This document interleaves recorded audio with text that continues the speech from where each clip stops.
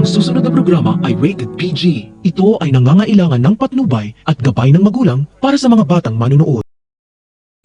Nalagay pa sa panganib ang buhay ni Giselle matapos niyang ilantad sa lahat ang pinakatago-tagong sikreto ni Morgana na siya talaga ang ina ni Zoe dahil siya ay si Moira. Matapang na isiniwalat ni Giselle sa buong Apex na kumpirmado na niya na si Morgana ay si Moira dahil ipina-DNA test niya sila ni Zoe matapos magsumbong sa kanya si Obeng. Nabisto kasi ni Doc RJ na si Moira ang totoong nagturok ng gamot kay Doc Carlos dahil sa na-recover nilang CCTV footage kaya mapapawalang sala na nila si Annalyn.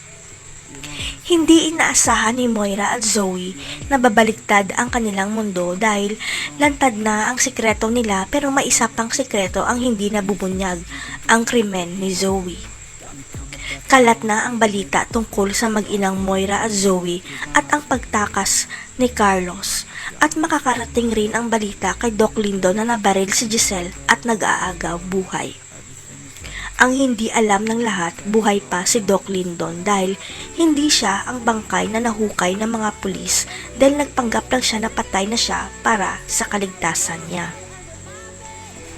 Labag man sa kalooban ni Doc Lindon na hindi na makita si Annalyn at mga kaibigan nito pero kailangan niyang lumayo para hindi madamay si Annalyn dahil papatayin sila ni Carlos. Pero nang malaman ni Doc Lindon na nag-aagaw buhay si Giselle sa ospital, wala siyang choice kundi ang lumantad na para sabihin ang sekreto niya na isa pala siyang tanyag. Ang buong akala ni Giselle, si Justina babae ang tunay niyang anak, pero ang totoo, lalaki pala ang tunay niyang anak na inabandona sa Amerika at siya ay si Doc Lindon. Magugulat na lang si Giselle nang magising siya matapos iligtas ni Doc Lindon ang buhay niya dahil sa pag-donate ng dugo at sasabihin nito ligtas ka na ma at ikaw ang tunay kong ina.